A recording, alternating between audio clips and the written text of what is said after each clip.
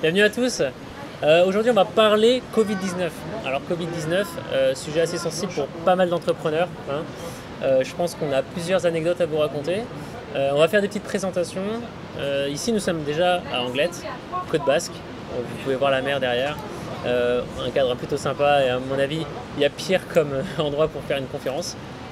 Du coup, on va parler Covid-19, entrepreneuriat, pas mal d'erreurs, enfin pas mal de gros problèmes de business, de perte de clients, de perte d'argent, de perte de CA, mais aussi beaucoup d'opportunités, notamment dans l'évolution de la transformation de boîte et surtout la digitalisation de business. Donc on va parler un peu de tout ça. Avant, j'aimerais vous présenter nos deux invités aujourd'hui, notamment Flore. Je te laisse te présenter vite fait. Salut, moi je m'appelle donc Flore Bonnard. Je suis la fondatrice d'une plateforme web qui s'appelle Resto, R-E-Z-T-O. Notre plateforme s'adresse aux restaurants et pour faire très rapide, on en reparlera après je pense. L'idée c'est de valoriser les restaurateurs qui sont engagés dans des démarches positives et de leur permettre d'avoir un outil simple pour communiquer et pour faire transparaître tout ça. Ok, super. Donc ouais, en effet, la restauration, énorme domaine. Qui en a impacté. Ouais, super impacté par le Covid, un des premiers secteurs d'ailleurs. On ne sait pas d'ailleurs quand est-ce que vous allez... Toujours, toujours sujet super sensible. La réouverture des bars, des restaurants. Qui à l'heure où nous tournons, et d'ailleurs... Exactement, en ce moment même en fait. Voilà, nous avons le Premier ministre qui parle en ce moment, donc peut-être que l'issue sera favorable, on verra bien. Et à côté, nous avons Manuela. Manuela, ouais. Qui tu es? Bonjour, moi je m'appelle Manuela. Donc j'ai cofondé avec Anne-Claire Au Pair Butterfly. Okay. On est une agence en ligne qui met en relation des familles et des jeunes au pair. Donc des étudiants étrangers qui viennent en France et qui logent chez l'habitant. Et on le fait dans les deux sens en fait. Les Français aussi qui veulent partir à l'étranger. Et donc nous on a été impactés par le Covid du fait de la fermeture des frontières. Ouais, en effet, donc le secteur du voyage aussi super impacté. D'ailleurs, je crois que les vols n'ont toujours pas repris. Non, les vols il y a certaines frontières qui prévoient de réouvrir en Europe à partir du mois de juillet, mais pour l'instant, on attend encore les nouvelles directives. Les frontières sont fermées, donc un peu compliqué. Ouais. Excellent, donc là, deux gros secteurs. Et moi, je vais aussi un peu vous parler de mon association que j'ai fondée en 2014, qui est purement dans l'événementiel. Donc là, on organise des soirées et des festivals dans plusieurs villes en France. Donc c'est Art Pulse, d'ailleurs c'est ma casquette. Et on fait ça depuis 2014 et là, clairement, c'est pour l'anecdote si vous voulez, le 14 mars, j'avais une soirée de prévue et il y a eu le confinement 2 jours le lendemain et on a eu une annulation le jour même, quoi. Et on ne savait pas trop encore si ça allait être annulé et c'est vraiment au dernier moment qu'on a eu un appel de la préfecture en mode les gars, vous pouvez pas, on est désolé, on ne peut pas vous laisser faire ça. Donc on a perdu plein d'argent et toutes nos dates qui étaient prévues ont dû être annulées. Et encore aujourd'hui, on ne sait pas quand est-ce qu'on va reprendre. Mais voilà, plein d'anecdotes aussi à vous raconter sur l'événementiel. Même moi, j'ai plein d'amis qui bossent dans les prestations événementielles et qui sont en train de mourir. Maintenant, il y a plusieurs mindsets à avoir sur ça et c'est ça que j'aimerais aborder aujourd'hui, notamment avec vous. Mais avant ça, on va peut-être commencer par Flore. Tu peux nous raconter, genre, quand il y a eu cette annonce de confinement, quand est-ce que tu as eu la prise de conscience que ouais, là c'est chaud, mon business il peut crever? Parce qu'on a tous été un peu pris de court par ce qui s'est passé. Au début, c'est vrai que le coronavirus, on pensait que c'était assez pas très grave, une grippe, on sait pas trop, machin. Et tout ça, c'est arrivé assez vite. Je pense qu'on l'a pris un peu de plein fouet. Et toi, j'aimerais savoir, quand est-ce qu'il y a eu cette prise de conscience et vraiment qu'est-ce qui s'est passé dans ta tête et ensuite les décisions que tu as prises pour ton business très vite? Moi j'ai pris conscience vraiment quand on a annoncé la fermeture des restaurants. Ça m'a tellement sidérée parce que alors évidemment c'est très centré, mon business est centré sur ça, donc ma réaction est centrée aussi dessus, mais j'avoue que ça m'a sidérée et c'était un truc qu'on n'a juste jamais vu, jamais. Et c'est vrai que la première réaction ça a été la sidération et effectivement de suite je me suis dit waouh. J'ai jamais pu prévoir ça dans n'importe quel plan, business model ou quoi que ce soit. Et je me suis juste dit, mais en fait, je peux rien faire sur le moment. Je me suis dit, je peux rien faire. Et oui, mon business, alors j'avoue que je me suis dit, mon business peut mourir, mais dans un vraiment second, voire troisième, voire quatrième temps. Parce que d'abord, je me suis juste dit, nous, on peut tous mourir parce qu'effectivement, en fait, il y a un vrai danger pour nous, pour tout le monde. Moi j'ai eu des proches qui ont attrapé le coronavirus et qui ont été super mal, donc je l'ai vraiment pas vécu à la légère et j'ai vraiment pris conscience que waouh, il se passait quelque chose. Et puis très vite je me suis surtout dit, donc dans un second temps, si on veut parler vraiment pour moi de business, je me suis vite dit, en fait, c'est tout mon secteur qui va mourir, quoi, qui peut mourir et qu'est-ce qui peut se passer, quoi. Et puis, cette inactivité, parce que la restauration, ce sont des gens qui ont deux facettes, le côté professionnel, aussi des gens hyper actifs qui bossent comme des dingues, qui sont tout le temps à taper dedans, à être hyper bosseurs. Et c'est des gens qu'on ait besoin d'eux. Si on veut parler un peu plus de la philosophie, c'est un métier d'abnégation, c'est un métier où il faut vraiment aimer faire plaisir pour le faire parce que tu bosses à Noël, tu bosses le soir, tu bosses au week-end. C'est un boulot hyper hard. Et si tu fais ce métier, c'est qu'au fond de toi, tu as vraiment besoin de faire plaisir et tu as besoin qu'on ait besoin de toi. Et ces gens qui se sont retrouvés tous du jour au lendemain avec plus personne qui avait besoin d'eux, en dehors de l'aspect financier, de l'aspect business, ça a été un choc moral, tu vois. Moi, je l'ai vécu de la même façon. Okay. Et puis, on en parlera peut-être après du coup, mais c'est là que l'idée de l'initiative que moi j'ai mis en place pendant le Covid est très vite arrivée. Super, on va en parler, ouais, carrément. Mais ouais, du coup, tu l'as pris de plein feu aussi. Et moi, ce que j'aimerais savoir vraiment dans ton business, quel changement vraiment dans l'heure, quelle décision tu as prise dans l'heure pour essayer de réparer ça ou en tout cas ne pas trop le subir? C'était quoi tes premières décisions sur ça? Alors mes premières décisions sur le business pur, ça a été de totalement modifier, arrêter mon modèle économique. Aujourd'hui, hier mon modèle économique c'était de vendre un abonnement au restaurateur pour être présent sur ma plateforme et l'utiliser. J'ai pris les devants et de suite j'ai arrêté les abonnements. T'as tout coupé? Voilà, quasiment tout. On avait 2-3 abonnements qui étaient liés à des packs photos qui avaient été faits en paiement étalé. Ceux-là, je les ai laissés parce que la prestation était faite et que voilà, mais la plupart c'était des abonnements classiques, donc on les a suspendus et on a décidé d'ouvrir la plateforme gratuitement au restaurant. Donc ça dans un second temps, quand les premiers restos se sont mis à faire de la vente à emporter. Parce que dans un premier temps, tout le monde était fermé. Ceux qui sont de suite passés à la vente à emporter, ils ont été super rares. Mais on l'a très rapidement mis en place et on s'est dit, nous par rapport à un restaurant, parce que moi je suis restauratrice de métier à la base, donc je connais très bien le fonctionnement des métiers et je suis entourée de plein de restaurateurs. Un restaurant, il a énormément de taxes à payer, il a des loyers à payer, il a des charges à payer, même s'il y a eu des choses qui ont été mises en place entre temps pour l'alléger, c'est vraiment pas le cas de tous et il y a encore plein de choses à payer. Je me suis dit, nous on est une plateforme web, on a l'hébergement d'un serveur à payer, on a quelques petits trucs à payer, mais c'est bien moindre par rapport à eux. Carrément.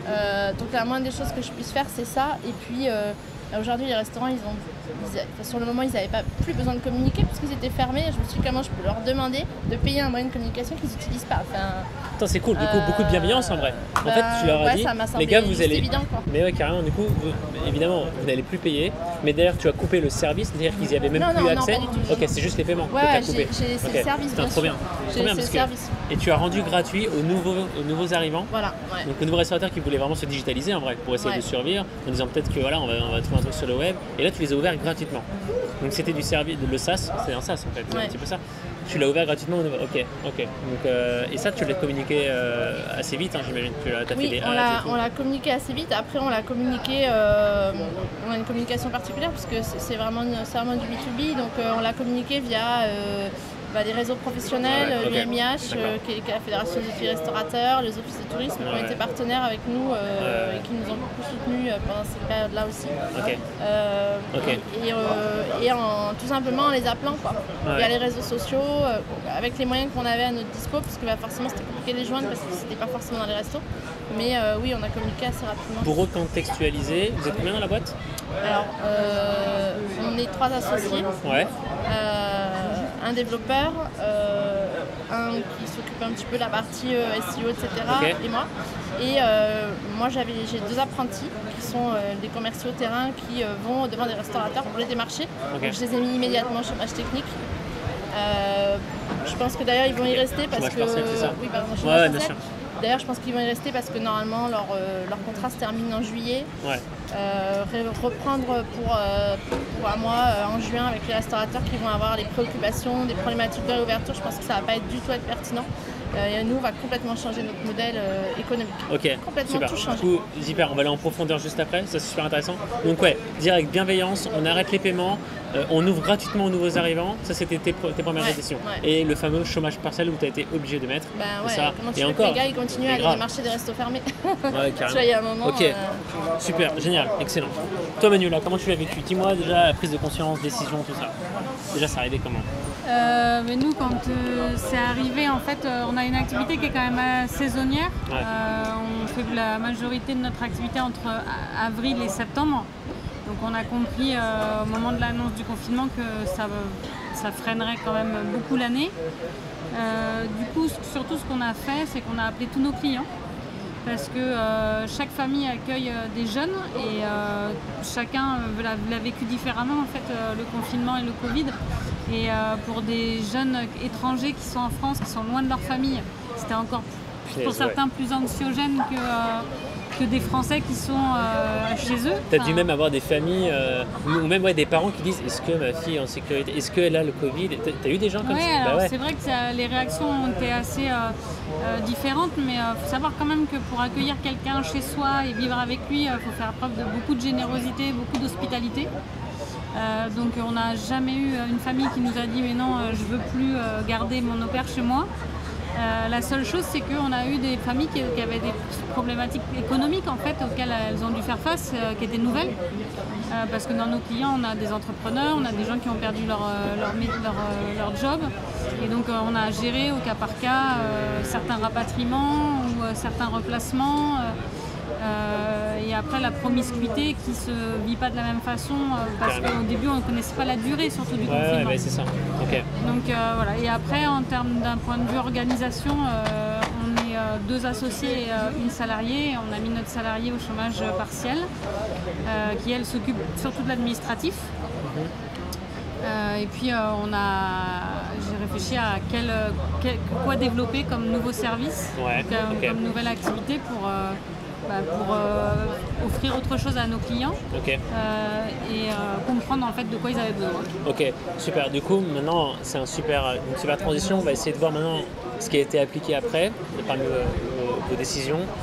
Quelle transformation on va faire dans la boîte pour survivre? L'enjeu, c'est ça, survivre. Et du coup, toi, qu'est-ce que tu as essayé de développer? Tu as essayé de créer un nouveau service? Tu as essayé de faire quoi? Dans un premier temps, c'était plus sur l'aspect organisationnel qu'on m'a contacté parce que autour de moi, il y a d'autres entrepreneurs qui avaient des problématiques d'organisation, de cash, de gestion de la crise. Donc c'était plutôt sur cet aspect-là que j'ai bossé les 15 premiers jours. Et après, on a une activité d'accompagnement des jeunes. Et en fait, on a eu beaucoup d'inscriptions de jeunes Français qui voulaient partir au pair à l'étranger pendant le Covid. Pendant le Covid? Ouais. Et à partir de la fin du premier mois du Covid. Ok. Et on n'avait pas forcément les moyens de répondre à leurs besoins à court terme. Par contre, on les accompagnait déjà sur des sujets d'orientation scolaire et professionnelle. Et donc, j'ai travaillé sur une méthode 100% en ligne. Pour pouvoir les accompagner pendant le Covid ou à la fin du confinement parce qu'on est resté quand même pendant un certain temps en incertitude de combien de temps durerait la situation, quoi. Donc j'ai travaillé sur un service 100% online. Ok, et vas-y, du coup ça consistait en quoi? C'était un SaaS? C'était plutôt comment t'as créé ce business? En écoutant le client, dès que des chiffres en sont besoin et je les avais. C'est un business que je fais déjà depuis un an en one-to-one. Et là, je me suis dit, il faut que j'arrive à le continuer en one-to-one, mais sur une méthode qui soit peut-être plus agile et plus adaptée aussi à mon client qui aujourd'hui fait école à la maison. Et donc n'a pas forcément le même besoin d'avoir quelqu'un en présentiel parce que tout le monde a vécu le Covid avec de nouvelles pratiques et des nouveaux usages en fait. Mais carrément. Et c'est marrant parce que quand je parle avec des entrepreneurs qui ont vécu cette chose dans leur business, la majorité ont eu cette prise de conscience qui est mais en fait on n'a pas si besoin de ça, de se voir en fait. On n'a pas tant besoin que ça de se voir et d'avoir un lieu pour monter un business. Et là a pris l'importance d'Internet, là a pris l'importance des réseaux sociaux et là même a pris l'importance des outils collaboratifs. Ils ont tous explosé.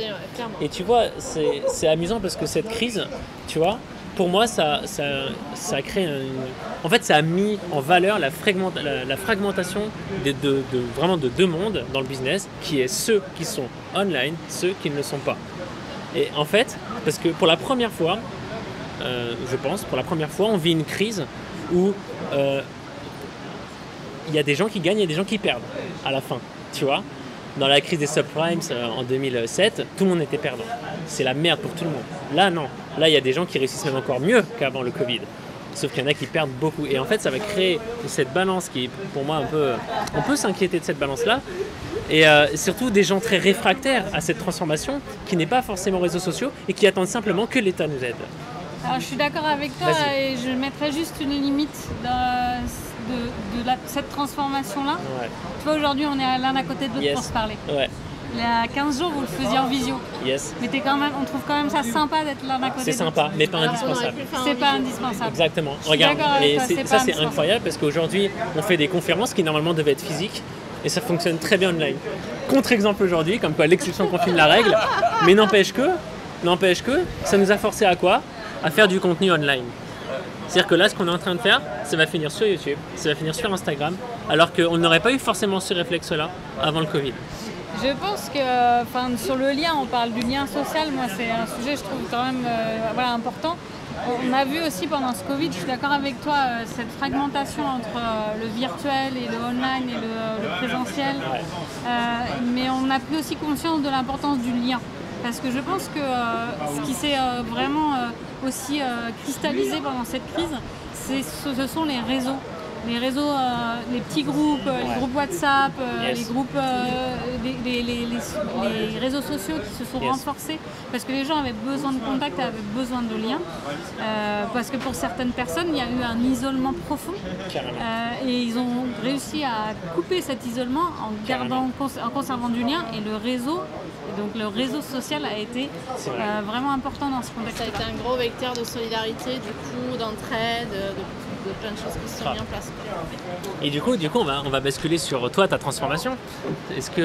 Comment s'est passée cette création de nouveaux services, si tu en as fait, de nouveaux business? Alors ouais, nous on a créé un nouveau service, mais dans un second temps, dans un premier temps, c'est pour ça que je pense à la solidarité, on s'est dit... ces restaurateurs qui sont inactifs, inutiles, les marchés ont fermé. Okay. Moi je suis en contact avec, forcément, comme j'ai une ligne directive dans les restaurants qu'on sélectionne, où ils ont mis en place tout un système autour d'une plateforme digitale pour apporter des repas aux soignants qui étaient dans des conditions un peu de travail difficiles pour leur juste pas sauver rien du tout ni personne, mais juste leur amener un petit truc en plus cool, un petit truc, un super bon repas. Okay. Et nous on s'est dit on va faire pareil, tu vois, on s'est inscrit sur la plateforme, sauf qu'ils se sont retrouvés débordés. Et nous on s'est dit on n'a peut-être pas forcément besoin d'attendre, est-ce qu'on attend de l'État, on n'a peut-être pas forcément besoin d'attendre que la plateforme le fasse, on a peut-être les moyens de le faire nous-mêmes.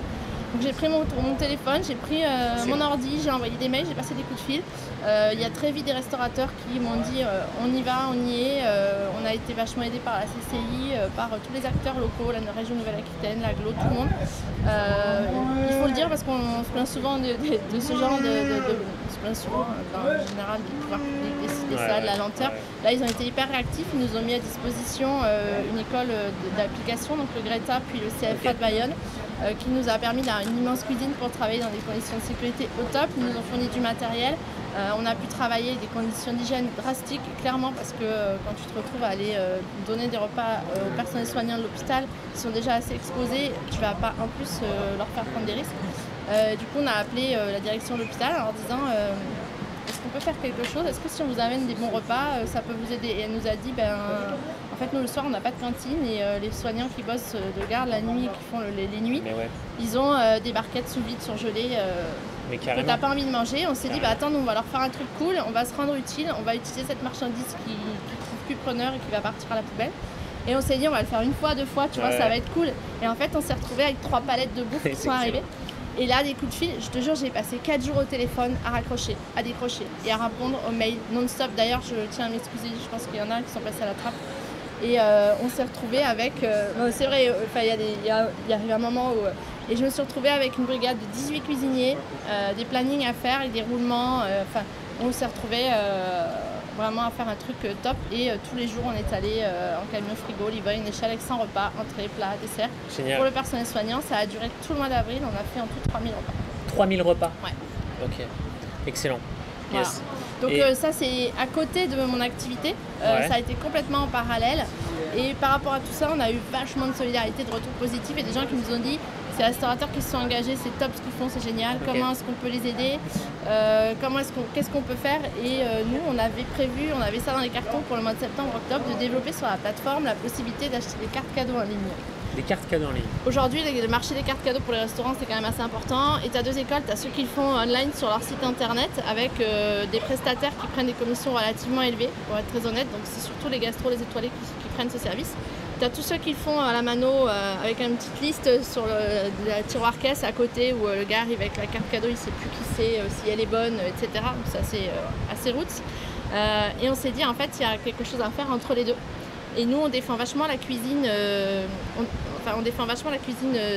démocratisée, la petite cuisine où tu ne vas pas forcément manger cher, mais tu vas manger bien. Et on défend vraiment les valeurs des cuisiniers qui sont passionnés par ce qu'ils font. Et ces gens-là, en fait, c'est vraiment ce système de carte cadeau, ils rentrent vraiment dans un besoin qu'ils ont. On s'est dit on va sortir ça en septembre-octobre après l'été. Pour rien de cacher, on devait avoir un investisseur et faire une levée de fonds au mois d'avril. Tout est tombé à l'eau. Donc on est retourné à Trésor zéro et on s'est dit ok, notre dernier sous, qu'est-ce qu'on en fait, notre dernier quelques centaines d'euros qui restent en Trésor. On va les mettre pour développer ce service et on va le sortir maintenant. Et on va le sortir en mode solidaire, c'est-à-dire que ça va coûter 0 au restaurateur. Aujourd'hui, ils n'ont aucune commission sur les cartes cadeaux qui sont vendues. Et la solidarité, on la demande aux gens qui vont acheter une carte cadeau. Ils ont un frais de service qui est entre 2 et 5 euros. C'est vraiment hyper raisonnable. Si tu achètes un bon cadeau de 60 euros pour un resto, tu payes 3 euros. Ces 3 euros, c'est comme ça que nous, on se rémunère aujourd'hui. Donc, la seule rémunération qu'on a, c'est les frais de service de la carte cadeau. Toi, tu fais un acte cool, t'offres une carte cadeau. En plus, on a la possibilité soit d'offrir une carte cadeau pour un restaurant précis que tu choisis, soit d'offrir une carte cadeau universelle. Donc ça, c'est notre petit truc à nous. Si tu veux, c'est la Smart Box dépoussiérée et avec des valeurs bien cool dedans. Et tu offres une carte cadeau resto, tu offres tout un maillage économique, tu offres des producteurs qui travaillent grâce à ces restaurateurs qui sont engagés. Et la personne peut choisir parmi tous les restos sur la plateforme où est-ce qu'elle va l'utiliser. Ok. Voilà. Bon, et ça, c'est un business que tu veux développer dans ta boîte. Ça y est, c'est parti. C'est parti. Ouais. Vous êtes tous dessus là à fond. Ouais. Et vous commencez en septembre. Non, on a commencé. Vous avez commencé. On l'a lancé avec. On en a déjà vendu. On a déjà vendu pour un peu plus de 2000 euros de cartes cadeaux qui du coup vont direct dans la poche des restaurateurs qui ont besoin de trésor maintenant. Donc l'idée, c'est d'achèter une carte cadeau pour un restaurant que tu aimes bien. Maintenant, l'argent lui va direct. Et tu la consommeras dès qu'il va réouvrir. Et du coup, c'est valable un an. Ouais. Alors là, on a mis, si tu veux, pour cette période-là, on a mis 6 mois parce que l'idée, c'est que ce soit consommé vite et qu'on a aussi envie d'inciter les gens à retourner vite au restaurant. Ok. Tu vois. Putain, excellent. Et du coup, ça, vous l'avez commencé quand? Vous l'avez lancé quand? On l'a lancé il y a 3 semaines. Chez nous. Yes. Ok. Et je comprends pas. T'inquiète, on va cut. Qu'est-ce que tu veux dire? Tu deviens indispensable, tu comptes le rester? Je deviens indispensable? Ah oui. En fait, c'est ça, oui. Voilà. C'était juste cette remarque. Ok. En fait, oui, tu deviens indispensable pour eux. Parce qu'ils sont tellement dans la merde, ils ont plus de cash. Toi, tu proposes un service où ils peuvent en rentrer tout de suite. C'est ça. Et en fait, toi, tu fais, tu offres cette communication, cette visibilité. Exactement. Et cette plateforme, d'ailleurs, la plateforme, tu l'as développée, vous l'avez développée vous-même, en bootstrappant quelque chose, ou vous l'avez fait développer vraiment? Non, on l'a tout développé nous-mêmes en interne. Vous avez un dev qui... En fait, nous, on a une grosse machine derrière parce que il faut savoir que c'est pas juste une petite solution SaaS, on a ainsi qu'une application. L'application, c'est un fil d'actu, c'est un vrai petit réseau social où tu as toute l'actualité des restaurants. Où tu peux laisser un avis aussi. Ça aussi, ça fait partie des petits combats qu'on a eu au démarrage. Il y a 30% de fake sur les plateformes type TripAdvisor et compagnie.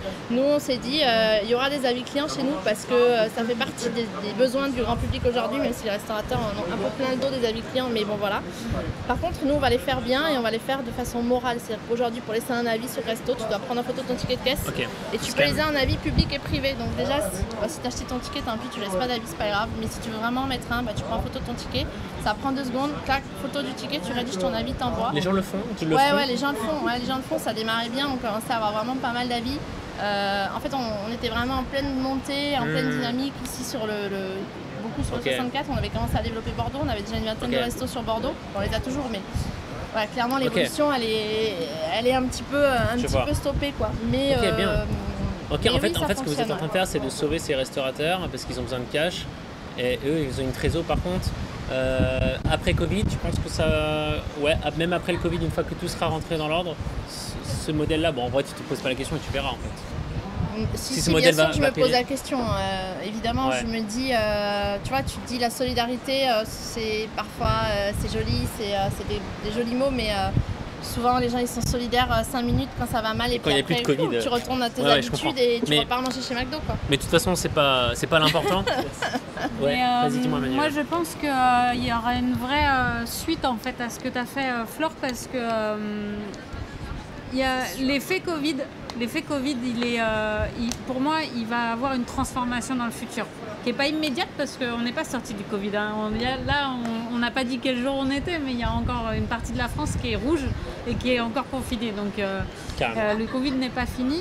Moi, je pense qu'il va en ressortir des choses. Et, il faudra le temps pour le mesurer. Mais aujourd'hui, les gens d'ici, et Resto a super bien communiqué pendant toute cette période Covid, et cet esprit de solidarité, il a marqué les esprits, et tu as gagné en clients futurs parce que les gens ne connaissaient pas forcément suffisamment l'application. Mais aujourd'hui, quand tu veux bien bouffer ici, tu utilises Resto. Voilà. Ici, quand tu veux bien manger, tu utilises Resto parce que c'est là où moi je ne sais pas où manger, je vais sur Resto, je trouve toujours une idée pour manger. Ok. Et ça, les gens, c'est ce qu'ils viennent chercher ici. Ici, les gens, ils sont sains, les gens aiment faire du sport, regarde la plage qu'on a, regarde l'environnement qu'on a. Ouais. Les gens, ils adorent la bonne bouffe, les gens, ils adorent la fête, ils adorent se retrouver. Et Resto, c'est tout ça en fait. Ouais, carrément. C'est toutes ces valeurs-là. Carrément. Moi, ce que j'aime beaucoup dans ton approche, c'est que vraiment là, tu as été focus core business. On va regarder comment on peut déjà, sauver nos clients, nos propres Ouais, clients, clairement. et sauver nous-mêmes après. Et Mais en fait, nous, on est totalement en corrélation avec eux. Si eux, ils sont pas là, nous, on n'est pas là. Donc, pour moi, c'est évident. Tu les sauves eux pour te sauver toi. clairement. Et après, je pense que, j'ai blagué tout à l'heure et merci Manuela pour tout ce que tu dis, mais c'est vrai que je fais la valide, mais oui, les restaurateurs ont une grosse reconnaissance et tous ils me disent merci pour ce que tu fais pour nous et c'est top. Et clairement, voilà, ils sont hyper reconnaissants. C'est une profession qui est très, très, très solidaire, très liée. Et voilà, moi, c'est ma famille de cœur, tu Carrément. vois. Carrément. En fait, j'insiste sur ça parce que il y a un petit peu deux mindsets qui se dessinent aujourd'hui. Et il y a l'autre mindset qu'on entend souvent, c'est on attend que l'État nous sauve parce que l'État nous a dit qui paiera. Et tu vois, moi, ça me fait plaisir de t'entendre parler comme ça, parce que je trouve que c'est très dangereux aujourd'hui. Clairement. Et clairement, c'est un mindset aussi très français qu'on attend qu'on nous aide. Et je pense que c'est le meilleur moyen pour se planter. Et c'est tout Et- sauf la façon dont réfléchissent et fonctionne ma profession, quoi. Même Yes. si, Ouais. oui, ils aimeraient, et ils ont eu plein d'aides, enfin pas plein, ils ont eu des aides de l'État et on va pas cracher dessus, mais voilà, tu vois, il y a des gens qui, pas plus tard qu'hier, j'ai reçu une critique de quelqu'un. Ouais. On a envoyé un communiqué de presse sur le lancement des cartes cadeaux. Et j'ai reçu un mail d'un mec super désagréable, pas bonjour, pas merci, qui me dit oui, et les photographes, eux aussi souffrent et tout le monde s'en fout. Je lui ai répondu très poliment, très gentiment. Mec, vas-y, t'es photographe, fais la même chose que moi j'ai fait. Vas-y. J'ai envie de te dire, bouge-toi et prends-les les initiatives et fais-le. Moi, j'ai rien de plus légitime que lui, je suis personne, moi. Pourquoi moi je l'ai fait et pas lui? Carrément. Mais si chacun se bougeait un peu et se prenait en main, on est tous capables de faire les choses, on est tous capables d'avancer. Bouge-toi et fais-le. Les restaurateurs, regarde, là, il y a des restos partout autour de nous. Ils sont tous en train de récupérer leur resto, ils sont tous en train de se bouger parce qu'ils attendent la réouverture dans quelques jours. Carrément. Ils sont pas chez eux dans leur canapé à rien foutre, quoi. Carrément. C'est à chacun de nous de faire la même chose. Et je pense ça commence à prendre conscience que tu vas avoir mal à court terme. Ça va être compliqué, il faut limite être prêt à tout perdre. Mais vaut mieux ça et essayer de tout faire pour survivre, c'est-à-dire transformer totalement ta boîte, qui nécessite Clairement. parfois d'en créer une nouvelle. Ouais, Et ça, faut juste l'assumer. Il faut juste se regarder en face et se dire que aujourd'hui, si tu as 1% de chance de survivre, c'est en faisant ça. C'est ça. Donc maintenant tu choisis, soit tu fermes les yeux et tu as énormément de chances de te planter, tu sais pas si ça va durer 1 mois, 2 mois, 1 an, 2 ans, on ne sait Ce qui est pas. sûr, c'est que tu fais rien. Et si tu fais rien, il se passera rien. c'est sûr que la clé tu vas la mettre sous la porte. Ouais, c'est ça. Et c'est pour ça que ça me fait plaisir que tu me partages ce mindset là. D'ailleurs je vais un petit peu raconter aussi mon histoire. C'est, je leur ai dit mais les gars juste adaptez-vous en fait. Genre juste, ok vous allez devoir virer plein de monde. Ok vous allez devoir faire des croix sur plein de choses, mais c'est votre seul moyen de survivre en fait. Et maintenant, essayez d'être intelligent pour passer online, essayez de réfléchir au business et focussez-vous dans votre core business, là où vous êtes vraiment les meilleurs. Ça peut être dans le micromanagement, ça peut être dans plein de choses et focalisez-vous que sur ça. Moi, mon histoire, en fait, je vais la raconter vite fait parce que je pense que ça peut intéresser. Transformé, du coup. Mais justement, donc nous, on fait des événements physiques, d'accord? Donc on a été impacté jour 1 au confinement. Et clairement, on l'a vécu même à notre soirée du 14 mars, quoi. Et on a beaucoup réfléchi, on s'est dit, bon, là c'est chaud, on va perdre du cash, on a un fonds de roulement tous les mois, qu'est-ce qu'on fait? On a dit, où est-ce qu'on est bon, en fait? Si on se refocus là où on est bon, notre core business, là où on est bon, c'était dans le show artistique. Ok, on est très bon là-dedans. Et aussi un deuxième point où là on est bon, c'est dans la proximité avec notre public. Là on est excellent, on fait du one-to-one sans arrêt et on prend beaucoup soin à nos clients. Du coup on va se dire, bah écoute, comme on est bon en show artistique, ça veut dire qu'on a des tueurs en motion designer, on a des tueurs en design, on a des tueurs en imaginaire en fait. On a des gens très imaginaires dans l'équipe, ok? On est bon là-dedans. Comment on peut retranscrire ça online? Et là on a réfléchi à plein de choses. Twitch aujourd'hui est une des plateformes qui a explosé d'ailleurs pendant le confinement, qui est le live stream pour jeux vidéo à la base. Sauf que tu as tous les DJ qui se sont mis là-dessus, tu as aussi plein d'organisateurs d'événements qui se sont mis dessus et qui se sont mis à placer une caméra et à montrer un DJ en train de jouer devant une table de mixage. Et il se trouve que ça rapporte énormément de viewers et il y a des gens qui donnaient. Parce que pour soutenir, ils donnaient, parce que tu peux faire des dons sur Twitch, et c'est comme ça qu'ils arrivaient à survivre. Mais nous on a dit, bon, on va faire ça, sauf que comme on est très bon dans l'artistique, on va en mettre plein la vue sur le show. On a fait de l'incrustation 3D, on a fait de l'interaction avec l'overlay. Tu sais, l'overlay c'est l'espèce de truc qu'il y a, quand tu regardes Twitch, tu sais, autour tu as un cadre, et qui peut être animé de temps en temps, ou les dons, tu vois une jauge de dons et tout. Ben, on s'amusait avec cet overlay pour le rendre interactif avec le chat. Donc c'était un peu technique, mais on a tous focus là-dedans, parce que quand on était bon, on avait plein d'idées, du coup on a fait, ouais, faut que ça explose quand les gens mettent ça, pendant que le DJ, il fait un effet, faut que ça fasse un truc et tout. Et du coup on a imaginé, et on a produit notre première soirée au mois d'avril, qui a extrêmement bien marché, ça a marqué vraiment les esprits, et les gens disent, ah enfin ils sont de retour, et ça c'est Artpulse, parce que ça on le retrouve aussi dans les événements physiques. Et du coup on s'est focalisé sur là où on était bon, et en fait, cette transformation nous a permis au début de gagner 300 € à la première soirée et maintenant on fait minimum 800 € à chaque fois qu'on fait un live comme ça. Sauf que quand on faisait des événements, on en faisait tous les mois, une fois par mois. Là on en fait toutes les semaines. Donc en fait le business model n'est plus le même, mais il est ultra lucratif par rapport à ce qu'on faisait avant. Avant, pour te donner une idée, chaque événement physique c'était un investissement de minimum 20 000 €, un investissement de notre poche, et on avait en bénéfice entre 2 et 5 000 €. Okay. Quand on était en perte, on perdait 1000, 2000 balles, tu vois. Ok, là c'est quoi? L'investissement c'est que du temps. C'est que du temps, et quand je dis du temps, c'est-à-dire qu'il n'y a pas de matériel, il n'y a pas tout ça, donc du temps humain. Et en vrai, une soirée aujourd'hui, on la prépare en 2-3 jours, allez, où on travaille les effets, etc. Et aujourd'hui, on récolte plus de 700 € de dons. En fait, c'est que des bénéfices qu'on fait chaque semaine. Et tu penses que ça, tu vas pouvoir le maintenir après? Je ne sais pas, mais en tout cas, ce que j'essaye, c'est de ne plus avoir envie de faire d'événements physiques. En fait, le mindset, tu as deux choix quand tu rencontres ce genre de crise sanitaire. Tu as deux choix. C'est soit tu essaies de trouver une solution pour survivre le temps que tout réouvre et que le temps où tout devienne normal, le premier choix. Deuxième choix, c'est tu fais tout pour survivre, sauf que ton core business que tu es en train de développer, tu fais tout pour que même après le confinement, tu n'as même plus envie de faire une activité que tu avais avant. Il est là, et ça change tout en termes de mindset. Parce que ton focus n'est plus le même, tu vois plus du tout, tu n'es plus en train de compter les jours pour savoir quand est-ce que les trucs vont réouvrir et quand est-ce qu'on va pouvoir vivre normalement. Et tu peux même exploser comme ça, de manière digitale. Moi, je comprends, si j'étais restaurateur, jour 1, j'adapterais ma carte entièrement pour faire que du Deliveroo et du Uber Eats. Et je me focuserai que sur ça, au point où j'aurais même pu réouvrir, que je n'aurais même plus envie de rouvrir mon restaurant le jour. Il y a des restaurateurs, il y a certains qui travaillent qui ont dit moi je réouvre mais je reprends pas la salle, je continue que à emporter. Excellent. Après voilà, on verra, Uber Eats c'est un autre sujet, mais voilà. Mais évidemment ils vont sûrement réouvrir après. Mais ils vont tous quasiment continuer à faire de l'emporter à côté. Yes. Déjà ils n'ont pas le choix puisque on attend les directives, mais a priori ils vont tous devoir diviser leur effectif en salle par deux, donc forcément la rentabilité d'une salle de 50 couverts quand tu passes à 20 ou 25, elle peut pas être la même, c'est d'une évidence flagrante, surtout que même si tu vas peut-être te séparer d'une ou deux personnes dans ton staff, il y a des choses qui sont incompressibles. Ouais. Maintenant, là où aussi on était bon, et je vais rebondir juste sur ça une dernière fois, c'est on avait beaucoup de talent artistique, okay, parce que ça fait des années qu'on fait ça, tous nos artistes sont potes avec nous, et il fallait qu'on utilise cette richesse-là. Comment on a transformé cette richesse? C'est qu'on leur a demandé à tous de faire du contenu digital pour apprendre à composer et à mixer. Et on a tourné des vidéos, maintenant ils donnent des cours en ligne, les gens ils achètent ça pendant le confinement pour se former au DJ et à la composition, et on fait de l'argent comme ça. Donc aujourd'hui c'est bon, on arrive à survivre.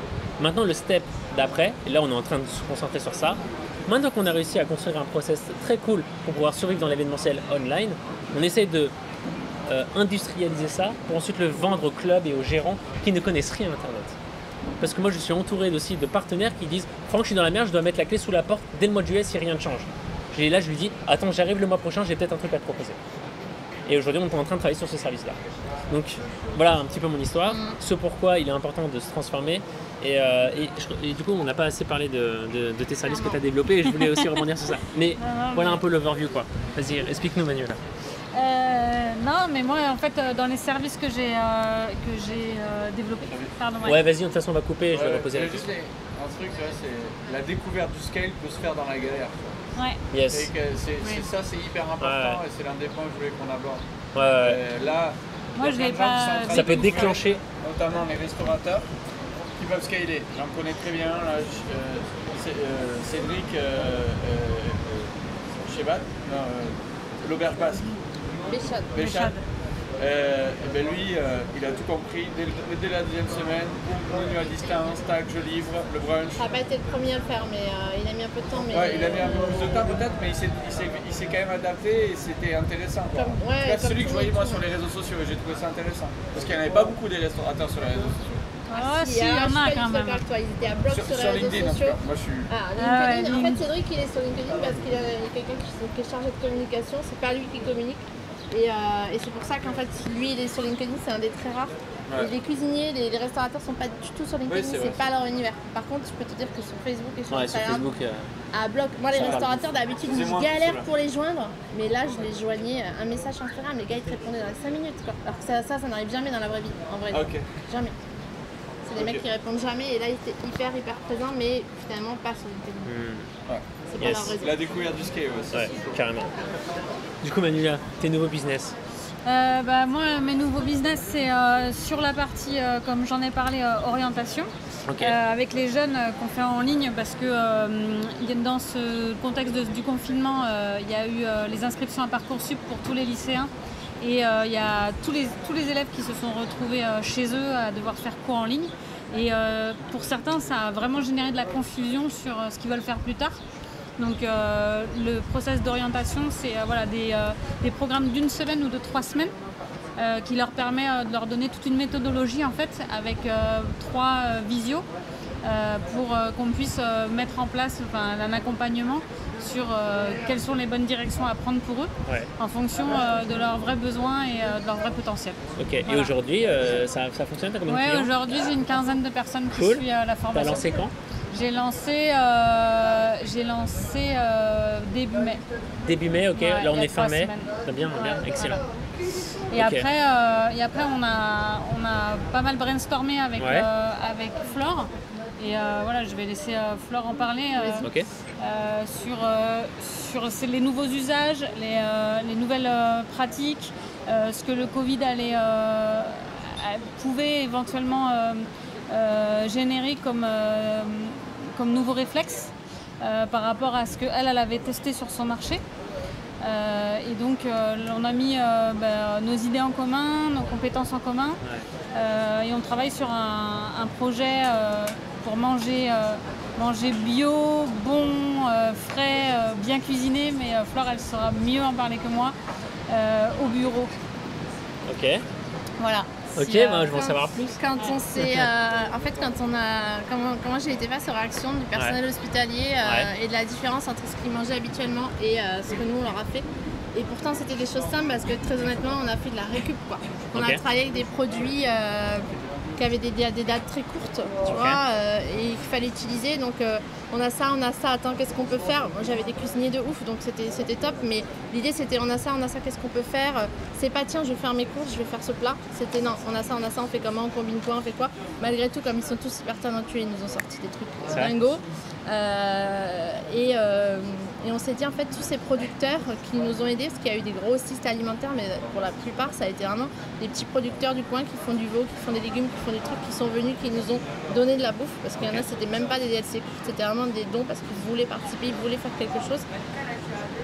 Ces gens-là, je me suis dit, il faut pas les oublier après, il faut continuer à les faire travailler. Moi, je suis une grosse, t'as compris, défenseuse de la bonne bouffe et surtout de l'alimentation. J'adore manger des burgers, mais je vais jamais en acheter un.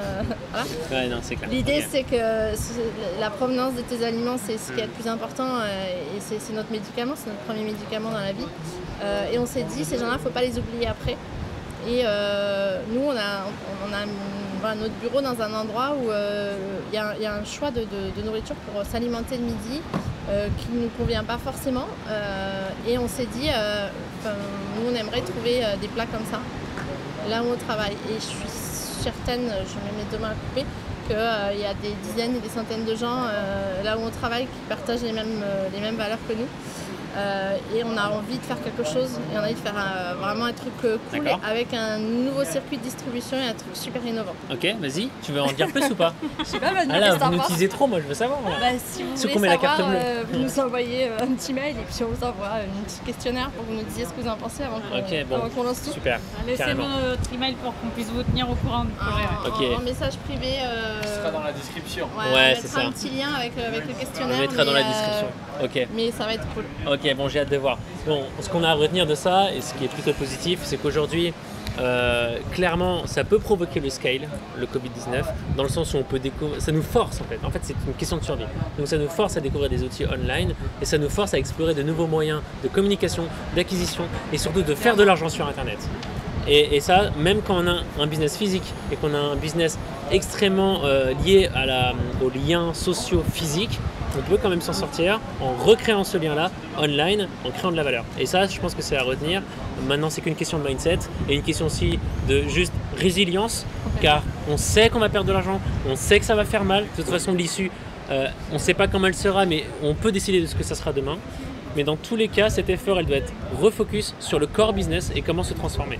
Si on attend que l'État nous aide, on est juste mort. Et ça, c'est les perdants. Ça, c'est sûr. Ouais, puis c'est pas qu'une question d'attendre de se faire aider, c'est aussi une capacité d'apprendre à apprendre.